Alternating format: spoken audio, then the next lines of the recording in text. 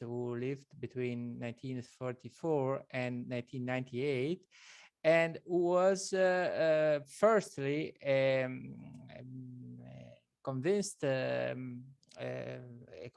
he pleads convincedly for the importance, for the essentiality of the increase in GNP, but then he revised some ideas of himself. And it is, in my opinion, very interesting to analyze how he revised his ideas and modified his ideas about the GNP as the only one criteria in order to understand whether the economy is going well or not, and whether this is good or not for the population, and of course also for the old population, also the old population and for the old population, in order to give the coordinates of the text on which I am basing now for my observations.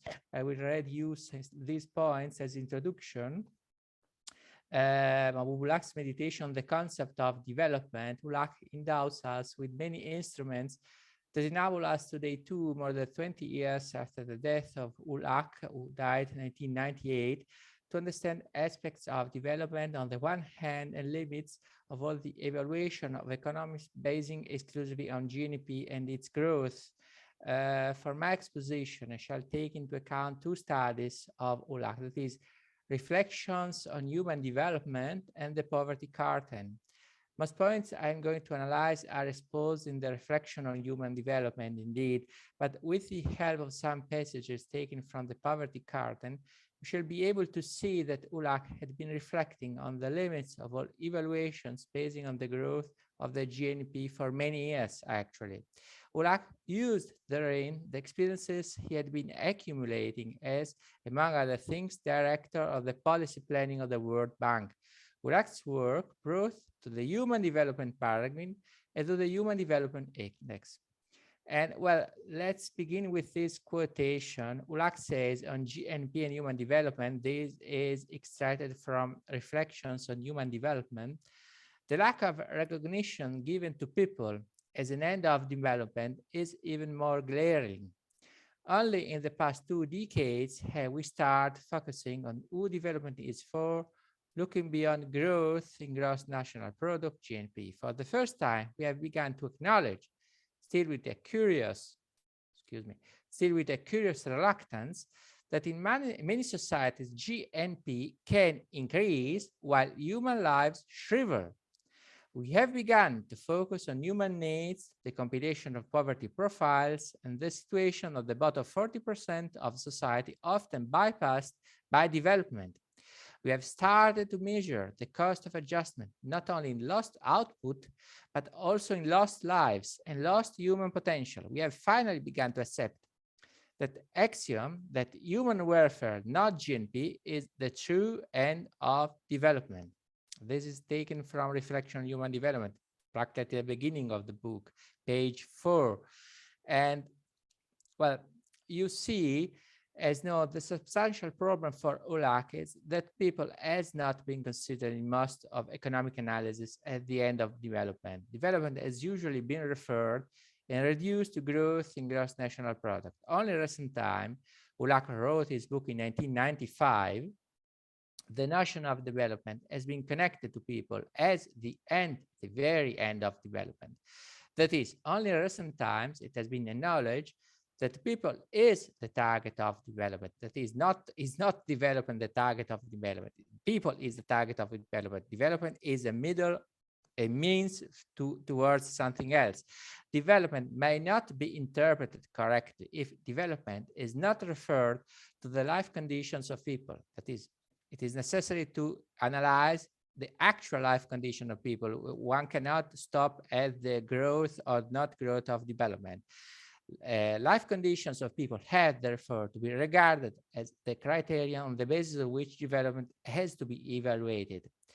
Ulach directs the reader's attention to the fact that there is no necessary correspondence between increase of GNP and improvement of the life condition of people. Quite on the contrary, it can happen, and it actually happens, that GNP grows and general life conditions, average life conditions of people became worse. Ulak underlines that researchers have begun to pay attention to the following aspects. He writes, 1995, human needs, poverty profiles, and mostly the situation of the bottom 40% of the society.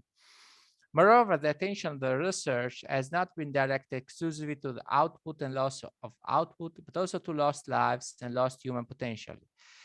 Finally, yet importantly, the attention of the economic research is directed to human welfare as the end, the very end of development. This is the true change in the paradigm of interpretation of economic events.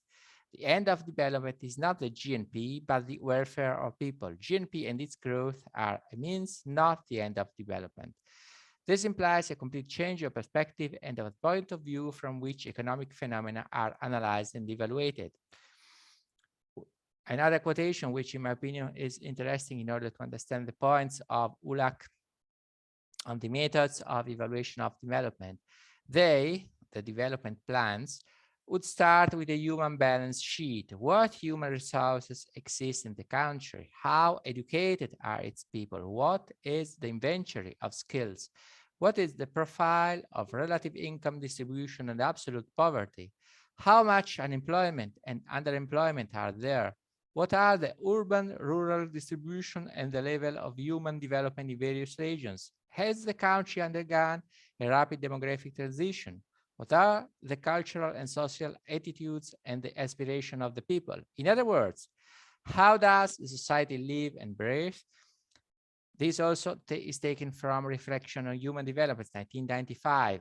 And well, you see, the determination of the resources of a country, the degree of education of the people of a country, the amount of skills present in the country, the profile of relative income distribution, and the profile of absolute poverty are level of unemployment, of underemployment, relationships between urban and rural distribution, level of human development in the various regions of a country, culture and social attitudes of people of the country, and aspiration of the people of the country. These are this is a list of criteria which have to be followed, attended, and studied by the researchers. That is, ULAC foresaw at that point in 1995 an enlargement, a global modification of the method of study, of the method of analyzing and investigating on the structure of a society and on the structure of the economy. That is not only the classification of the measurement of GNP. And for instance, also here, Kulak says on ends and means of the economic growth, plan targets must first be expressed in basic human needs and only later translated into physical targets for production and consumption. This means that there will have to be a clear exposition of the targets for average nutrition, education, health, housing, and transport as a very minimum. There must be an open discussion of what level of basic needs a society can afford at its current per capita income and at its projected incomes. The basic needs targets will then have to be built into detailed planning for production and consumption. In other words, we must proceed from ends to means, not the other way around. Economic research, we could comment on at this point, should be concentrated on nutrition, education, health, housing, and transport. Most important of all, is in this context the change of direction between means and ends. First, the ends consisting in the human needs of society have to be determined. Only thereafter, on the basis of the determination of needs, can production be discussed and organized. The target of the economic research lies, therefore, in the determination of the needs of the human beings. There is no analysis of the economical indexes without a previous determination of the needs. There cannot be, there should not be. And on the problem, which is perhaps the main problem of today's discussion on development and GNP, Ulak says clearly, for instance, this quotation, development plans must contain a human framework for analyzing their performance. A comprehensive set of social and human development indicators needs to be developed to monitor plan progresses. Besides GNP growth rates, the human story must also be brought out in annual assessment of how many people experiences what growth rates and how the relative and absolute poverty levels changed every year. In some countries, GNP may have stagnated, but a lot of human capital may have been built up, strengthening the potential for future growth and making the measures of accurate growth an unfair basis for comparison with other countries. So this also is taken from reflection on human development. It is what is more important is that a comparison between GNPs of different countries cannot say too much as to the future of the countries themselves. If a country has invested the human capital in education, for instance, it has accumulated a potential for future growth, even though its GNP is equal or inferior to countries that have not invested in education. The level of wellness of a country cannot be measured only referring to the GNP. This is, in my opinion, the kernel, the essence of the of ULAC last quotations. And you see also development and enlargement of people choices. This also is, in my opinion, important passage in Ulak's meditation in Reflections on Human Development. Ulak says the basic purpose of development is to enlarge people's choice. In principle, these choices can be infinite, it can change over time. People often value achievements that do not show up at all or not immediately in income or growth figures. Greater access to knowledge, better nutrition, health services, more secure livelihoods, security against crime, physical violence, satisfying leisure hours, political and cultural freedoms, and a sense of participation in community activities. The objective of development is to create an enabling environment for people to enjoy long, healthy, and creative lives. This also is expressive impressive and expressive of Ulak's main points.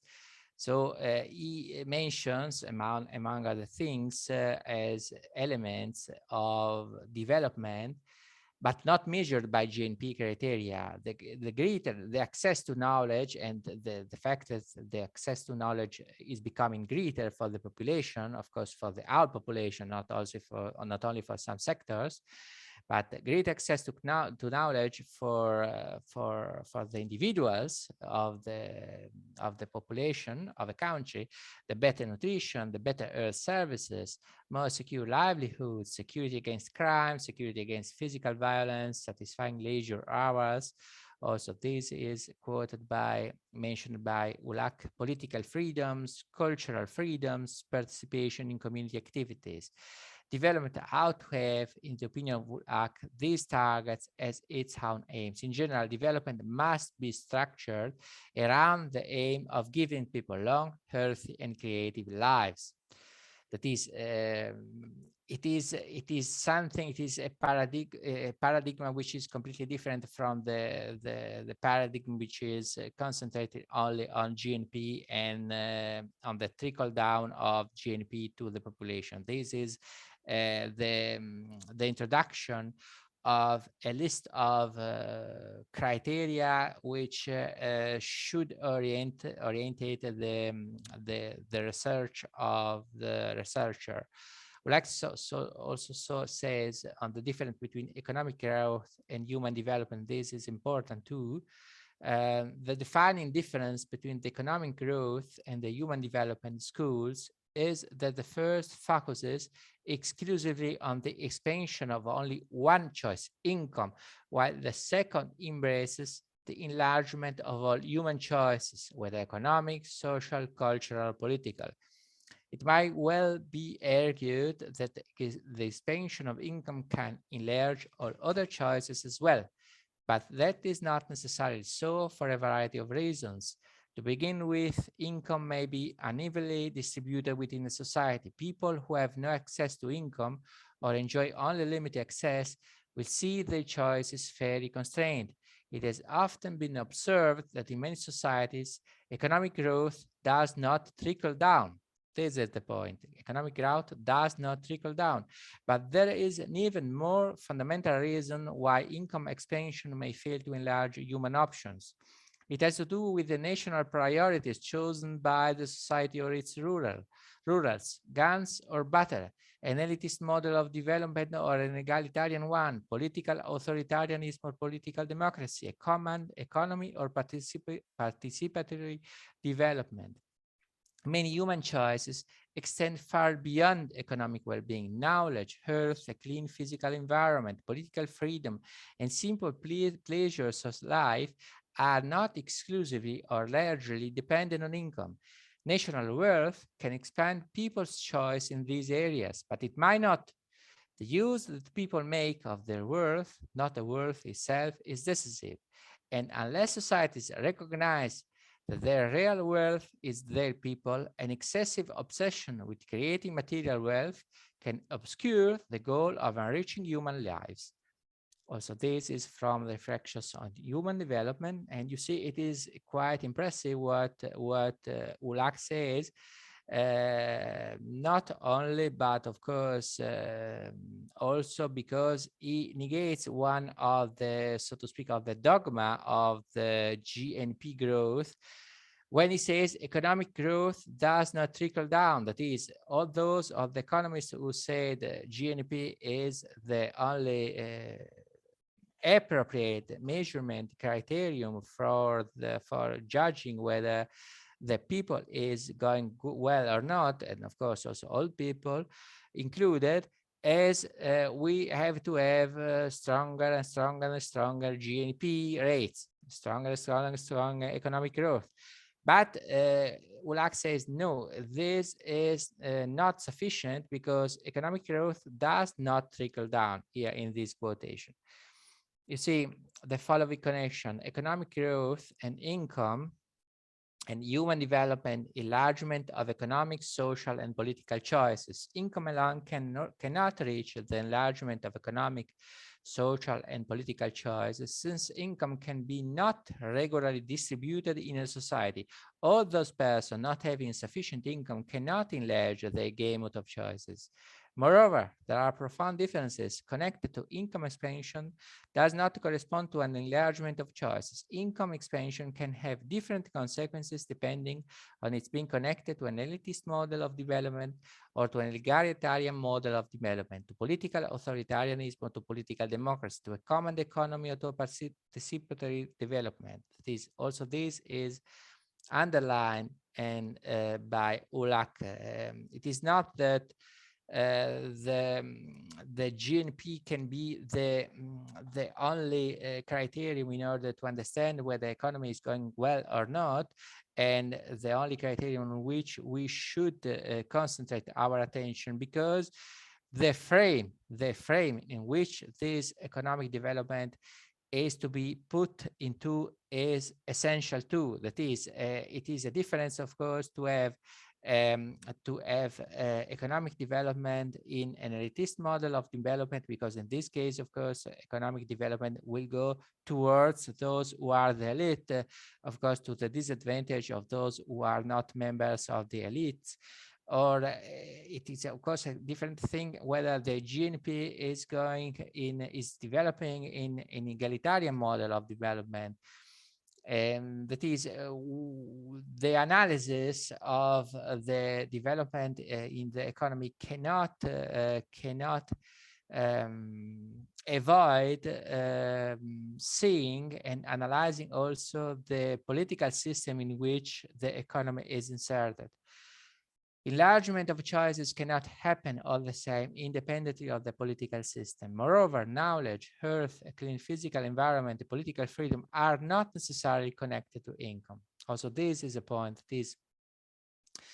There are some social goods, so to speak, social goods, which are there or are not there independent of the increase or not increase in the GNP. This is also a point. That is the concentration only on the GNP cannot give us a real image, an actual image, a trustworthy image of the society.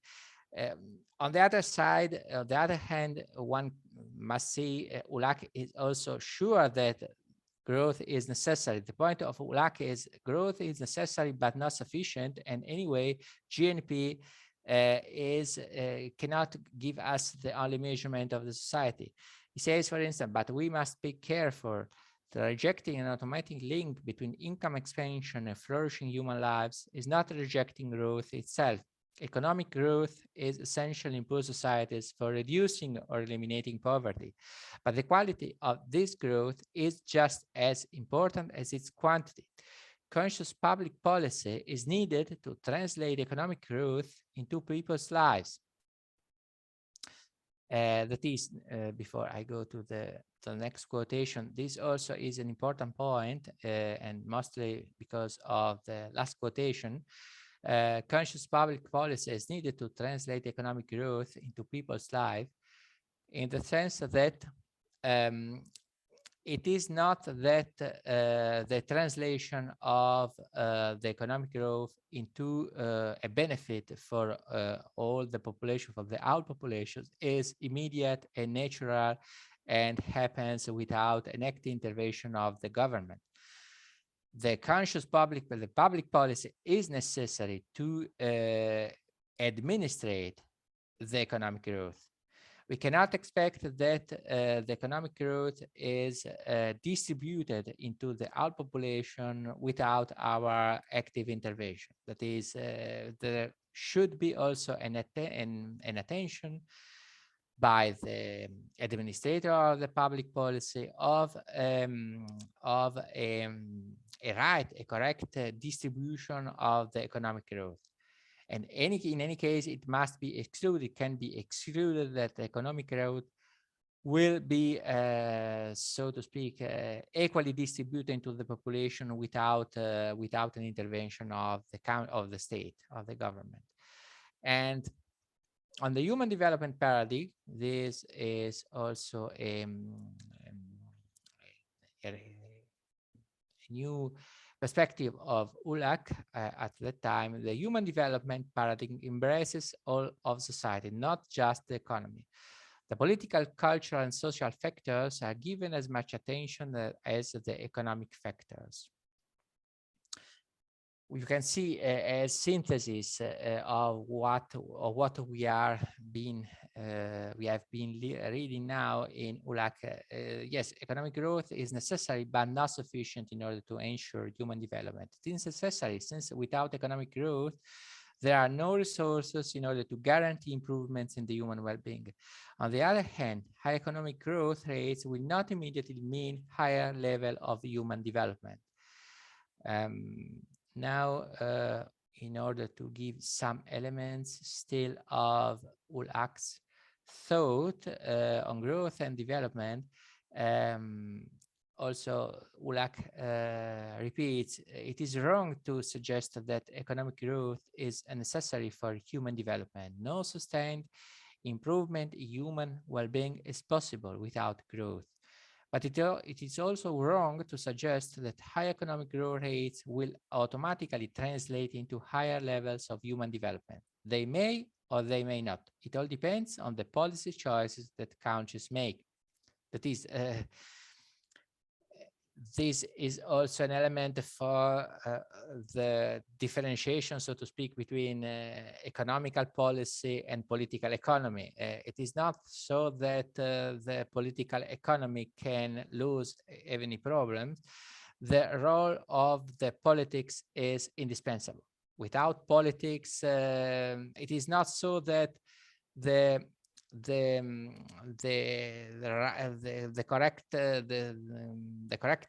development of the economy will lose all problems. This is a means, but there is the necessity of a leadership, and of course of a leading people who distribute the economic growth. Now, as regards the components of the Human Development Index, which at that time was yet still to be established, then it will be established, but at that time it did not exist yet. It says the HDI Human Development Index has three key components: longevity, knowledge, and income. Longevity is measured by life expectancy at birth as the sole unadjusted indicator. Knowledge is measured by two education variables: adult literacy and mean years of schooling, with a weight of 2/3 to literacy and 1/3 to mean years of schooling. Initially, only adult literacy was in the index. Mean years of schooling were added later because, unlike developing countries, few industrial countries maintain separate figures for adult literacy, and there was a need to differentiate the performance of countries already close to 100 literacy. And uh, and and about the relationships between Human Development Index and GNP, all access, if a country's Human Development Index rank is more favorable than its GNP per capita rank, this should reassure policymakers that their social priorities are headed in the right direction and that the country is building up an adequate base of human capital for accelerated growth. It should also remind them that social progress cannot be sustained for long without an adequate economic base, so they should also correct the imbalance of the economic growth side. But if the Human Development Index rank is less favorable than the GNP per capita rank, this should signal to policymakers that the benefits of national income are not being distributed to the people. It should prompt them to examine whether the problem lies in maldistribution of income or assets, or in wrong development priorities, or in lack of public policy attention to social services. Comparison with other countries with similar incomes should reassure them that it is possible to generate greater human welfare at that level of income. So there should be no tension between the Human Development Index and GNP measures. Both can inform public policy. And as regards to then the question of political freedom, ULAC says on freedom and human development, there has been considerable controversy over whether political freedom is an integral part of human development. At the conceptual level, there should be no hesitation. The purpose of human development is to enlarge the range of people's choices. The most basic choice is the freedom to make a choice rather than have someone else make it. Freedom cannot be separated from human development. This also here, it is clear. And last but not least, as regards the methods of evaluation of freedom, ULAC says political participation, single party or multi-party elections, universal franchise, regularity and fairness of elections, freedom to form political parties, right of peaceful assembly, decentralization of decision-making powers, continuity and sustainability of democratic institutions, rule of law, no arbitrary arrest, torture or cruel treatment of killings by the state, no disappearance of political opponents, no police brutality, fair and open trials, competent, independent and impartial tribunals, presumptions of innocence until proved guilty, judiciary independent from executive control, equality before the law, freedom of expression, no restriction on public or private speech, no censorship or other limits on media, independent ownership and control of media, recourse to legal institutions to protect freedom of speech, and non-discrimination, no discrimination based on gender, religion, ethnic group, national or social origin, language, or income and wealth, whether by law, by government action, or inaction, or through actual practice. And well, we can go over this point perhaps and end the discussion perhaps with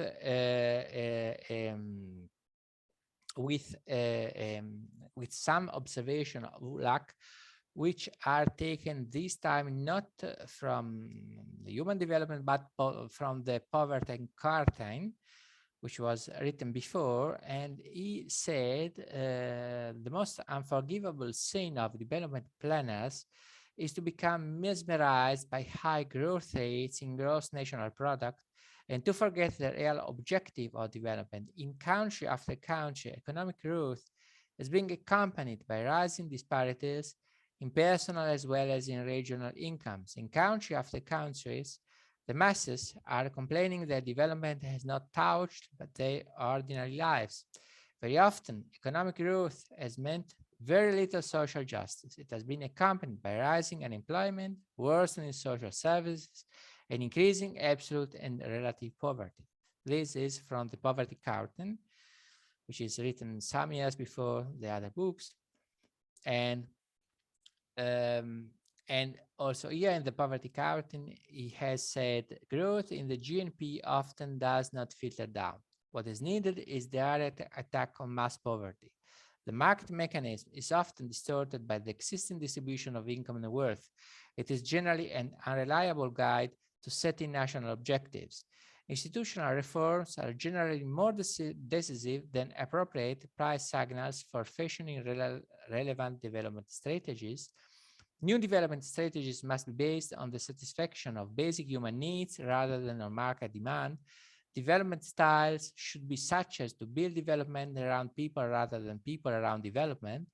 Distribution and employment policies must be an integral part of any production plan. It is generally impossible to produce first and distribute later. A vital element in the distribution policies is to increase the productivity of the poor by a radical change in the direction of investment toward the poorest section of society, and a drastic restructuring of political and economic power relationships is often required if development is to spread to the vast majority of the population. Also, here comes again the problem that you can have increase in great national product, but no distribution of this increase and not distribution of the great national product, gross national product, excuse me, in the society. That is, and also this perhaps in order to go to the conclusion of the analysis, it says the essential point, however, is that a high growth rate has been and is no guarantee against worsening poverty and economic explosions. What has gone wrong? We were confidently told that if you take care of your GNP, poverty will take care of itself. We were often reminded to keep our eyes focused on a high GNP growth target, as it was the best guarantee for eliminating unemployment and of redistributing incomes later through fiscal means. Then, what really happened? Where did the development process go astray? My feeling is that it went astray at least in two directions. First, we conceived our task not as the eradication of the worst form of poverty, but as the pursuit of certain high levels of per capita income. We convinced ourselves that the latter is a necessary condition for the former, but we did not, in fact, give much thought to the interconnection. We development economists persuaded the developing countries that life begins at $1,000, and thereby we did them no service. They chased elusive per capita income levels. They fussed about high growth rates in GNP. They constantly worried about how much was produced and how fast. They cared much less about what was produced and how it was distributed. And this hot pursuit of GNP growth was not necessarily wrong.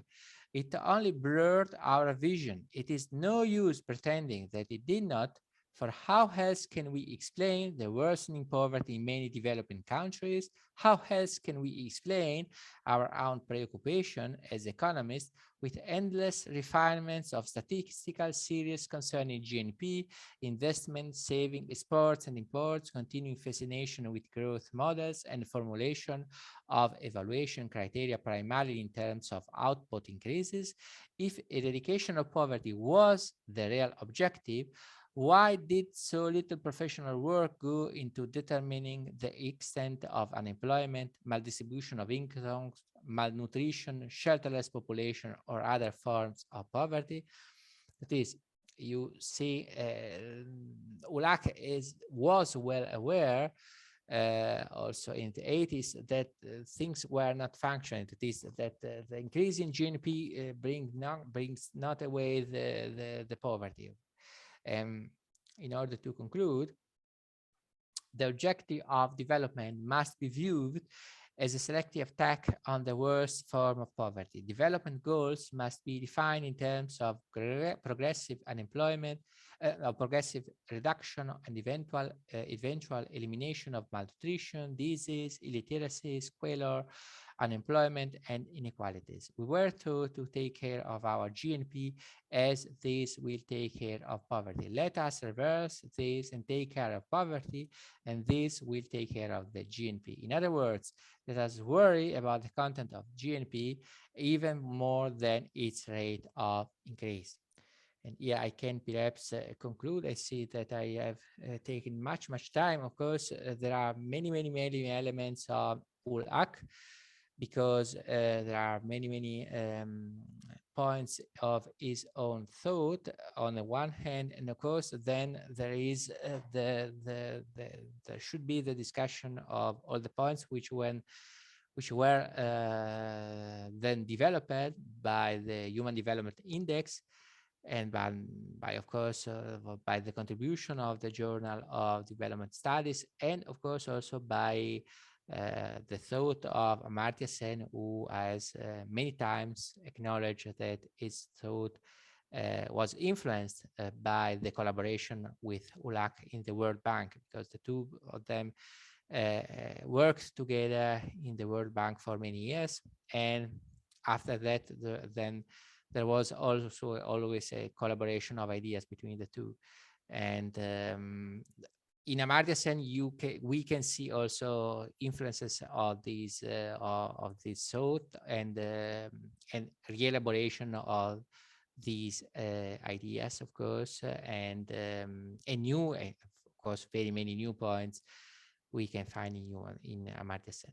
But I think that my time is now over, so I can conclude here and give perhaps space to your question if there are any. I can, yeah, perhaps. Thank you very much. I hope that I was audible, because I had some difficulties today. I think it depends on my connection, but I hope it was to be seen and my voice to be heard without interruption. Yes, it was without interruption. Very insightful, very deep, and really it was one of the amazing sessions we had. And I think both of you, Professor Lekha Chakravarti and you both talked about the significance of the premises of care economy over production economy. And Lekha Chakravarti also talked about the significance of care economy. And the beyond, we have to think about the discourse of development beyond the GDP paradigm. And in your lecture, you really, very significantly touched the very important understanding of how we should think about development. Because in society, there are non-economical factors, there are non-economical concerns which are more important than the economical concern. And in that sense, Ulhaq and Amrit Singh's work are very much important to understand. So thank you so much. It was indeed very insightful session. So now I would like to invite question and intervention. So Miniti Pradhanji, and then we can go to Professor Anand. Hello, I'm audible, I believe. Hello. Yes.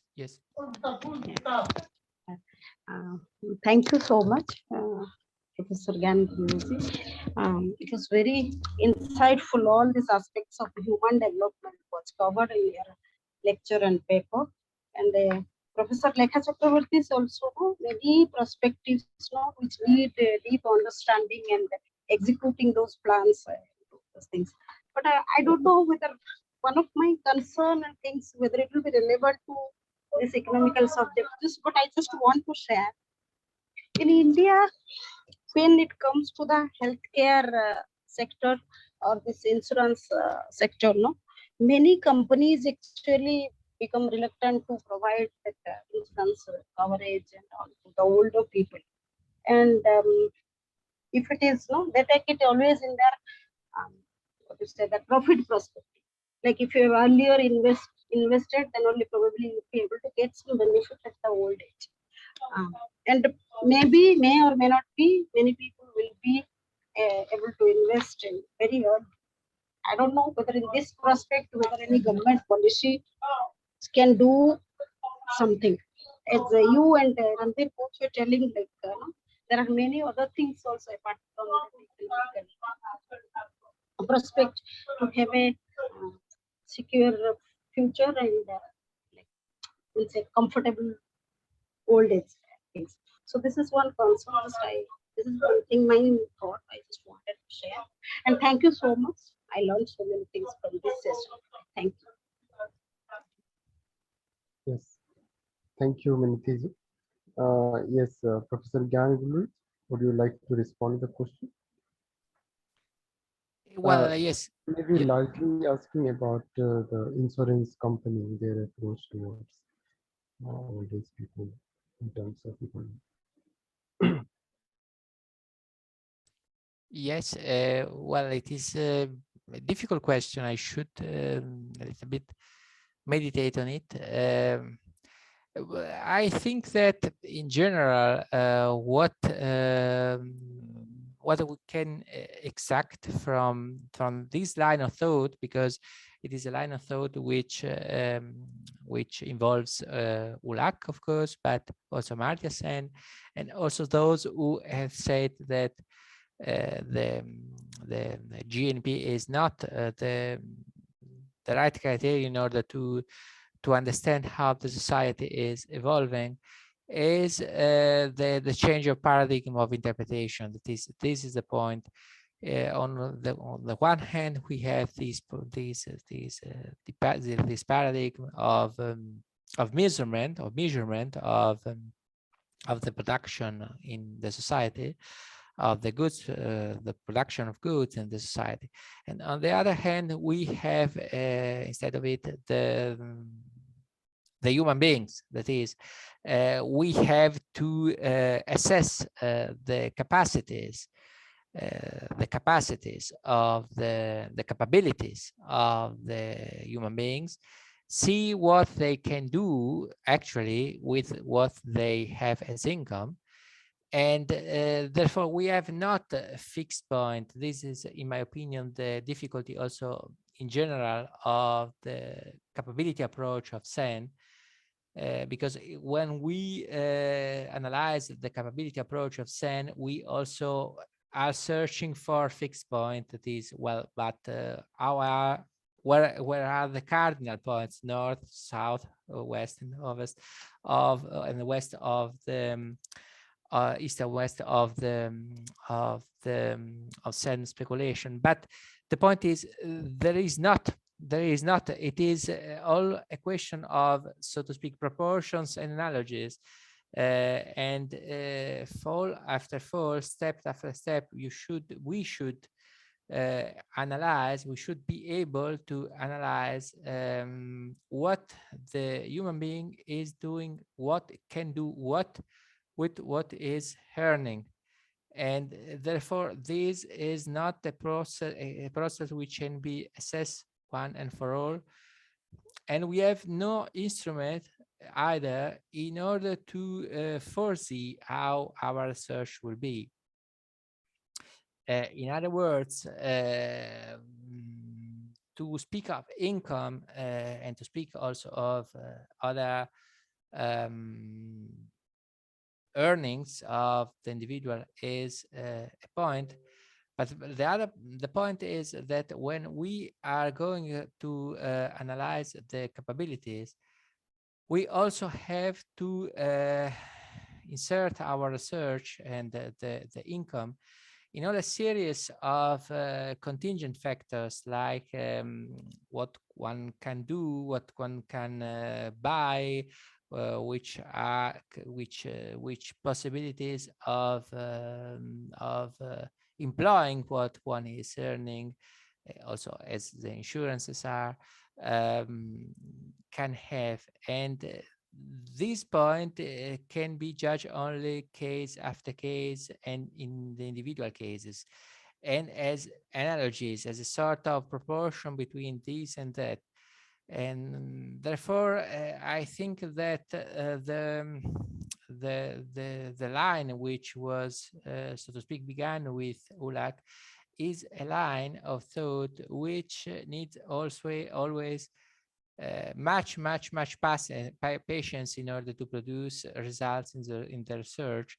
It is not something so immediate as GNP, and therefore it has much more difficulties than the line of GNP to be accepted also by economists, because the line of GNP is a line which gives something in your hand immediately. That is, if you need a prompt answer, you have it with GNP, with income. If on the other hand you are going to see how the income of the individual can be deployed and can be used in the society, then you should connect this earning and this income with this factor of, for instance, structure, further instruction of the worker, for instance, or insurance, or costs of the health insurance, and so forth and so on. This is something which cannot give you an immediate result. It is something which requires much study, and therefore it has objectively, perhaps, as to the possibility of being accepted, some difficulties. I would say that the GNP answers do not have. They are immediate. They are, of course, not so well-founded, but they have the advantage of being immediate. So I would say this. Yes. Thank you. Thank you. It was very important and beautifully responded the question. So we are also joined by two our participants till now. Mansi Soni, would you like to ask anything? Shubham Tiwari.